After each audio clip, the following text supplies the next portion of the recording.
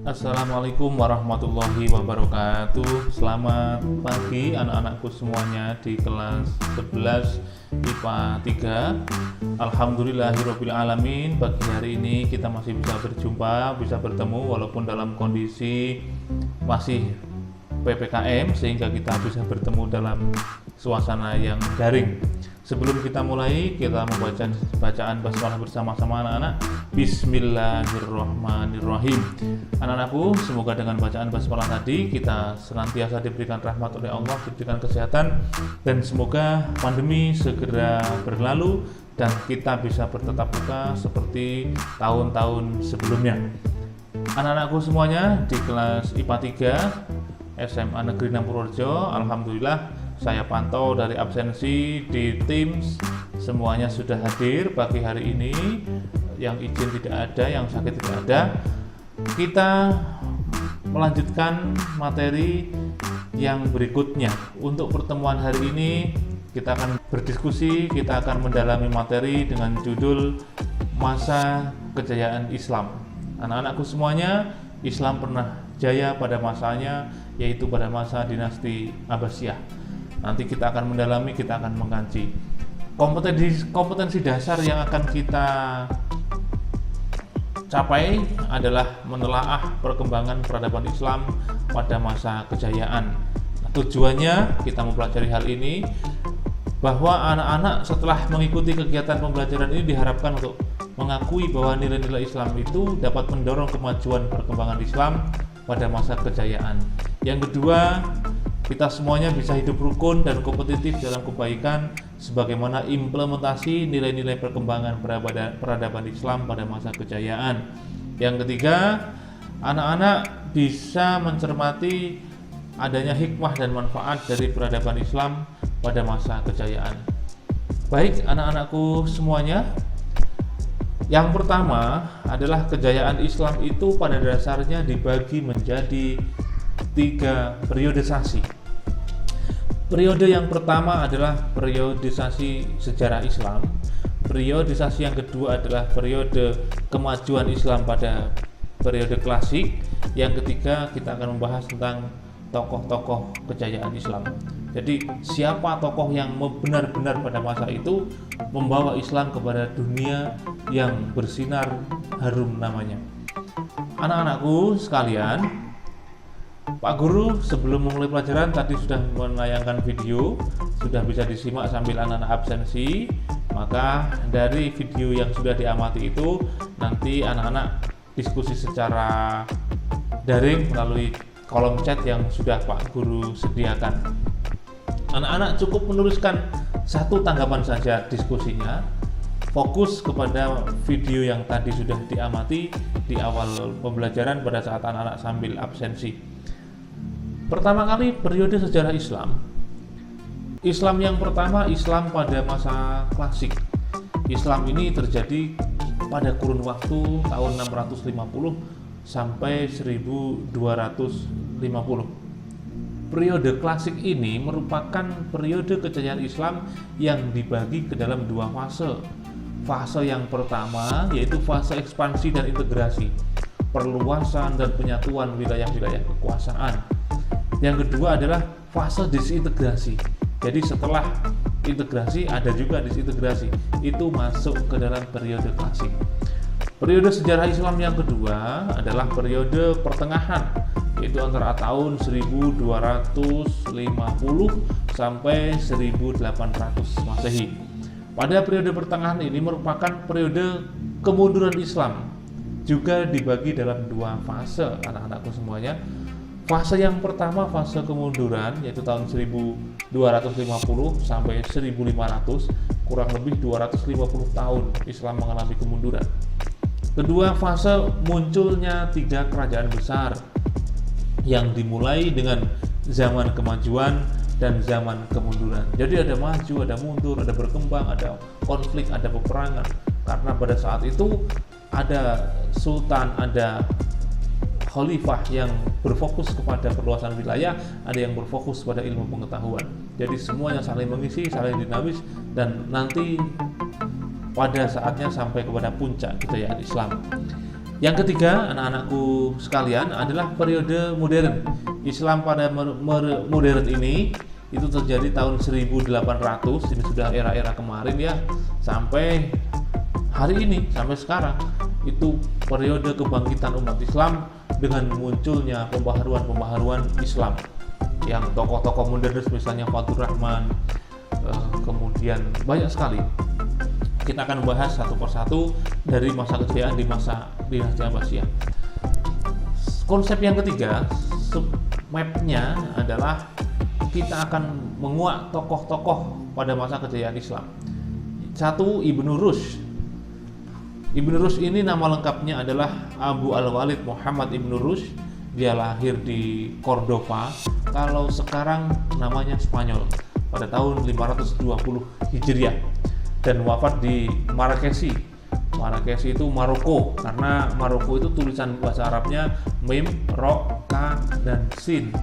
Jadi ada yang bacanya Marrakesh, ada yang dunia lain membacanya Maroko. Kalau Arab lagi Ghurbiyah, negara barat. Ini Ibnu Rushd ada di sana. Ibnu Rushd menguasai ilmu-ilmu fikih, kemudian ilmu kalam, ilmu sastra Arab, matematika, fisika, astronomi, kedokteran, dan filsafat. Karya fenomenal Ibnu Rushd adalah kitab Bidayatul Mujtahid, kitab yang membahas tentang ilmu fikih. Dan yang besar lagi adalah Kuliah Fittib, yaitu ilmu tentang kedokteran yang dijadikan pegangan bagi mahasiswa kedokteran di Eropa. Luar biasa bukan? Perkembangannya pada tahun itu, anak-anak. Belum saat sekarang. Dokter pada tahun itu dari mana sumber ilmunya? Kalau bukan dari kejernihan pikiran dan dari ilham serta petunjuk dari Allah Subhanahu wa Ta'ala. Kemudian tokoh yang kedua yang ada puncak kejayaannya adalah Abu Hamid Al-Ghazali. Kita mengenalnya dengan nama Al-Ghazali. Kurun waktu 450 sampai 555 Hijriah. Abu Hamid Al-Ghazali, dia diberi nama Ghazali karena lahir di desa Ghazalah, dekat Tus di Iran Utara. Beliau wafat tahun 505 Hijriah.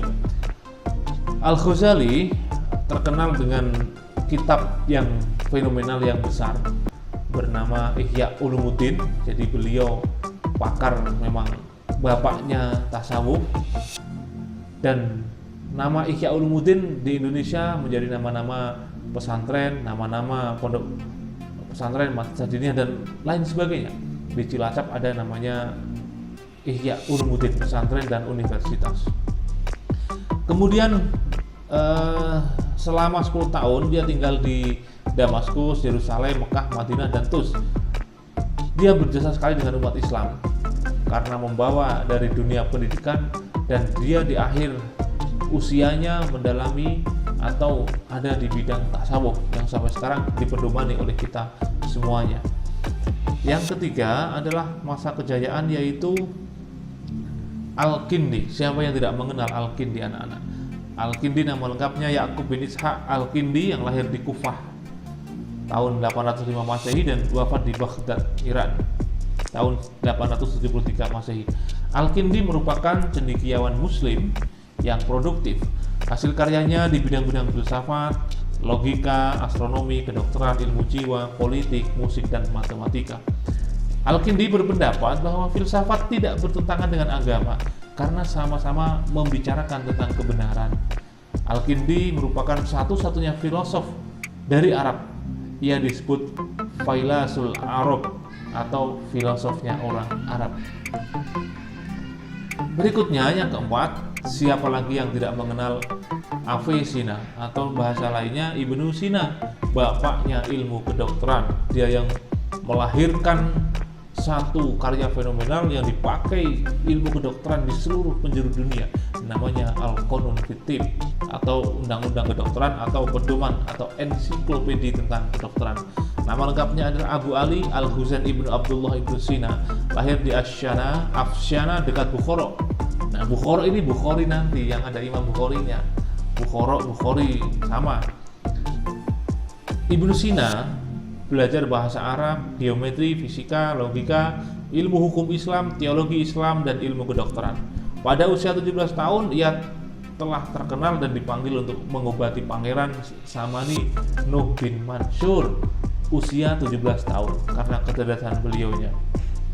Anak-anak, itulah 4 tokoh besar yang fenomenal, walaupun masih banyak tokoh lain yang akan kita bahas pada pertemuan berikutnya. Tokoh-tokoh besar pada masa kejayaan Islam yang benar-benar karyanya nyata dan dikagumi di seluruh penjuru dunia ini. Anak-anakku, untuk kegiatan selanjutnya anak-anak adalah refleksi. Di sini Pak Guru sudah menyiapkan beberapa pertanyaan, saya lampirkan di chat ya. Nanti silakan dijawab melalui chat, per orang menjawab sendiri-sendiri, begitu ya. Sebelumnya anak-anakku, ada pertanyaan sebelum kita lanjutkan kepada pengerjaan evaluasi? Kalau tidak ada, silakan anak-anak dilanjutkan dengan evaluasi. Nanti kita lanjut lagi dengan diskusinya. Demikian materi singkat yang bisa kita laksanakan hari ini, yang bisa saya sampaikan. Mudah-mudahan bermanfaat. Tetap semangat, jaga kesehatan, tetap di rumah, dan semoga pada pertemuan berikutnya kita bisa melaksanakan pembelajaran secara offline, secara bertatap muka langsung di sekolahan. Semoga bermanfaat anak-anakku, semoga sukses. Assalamualaikum warahmatullahi wabarakatuh.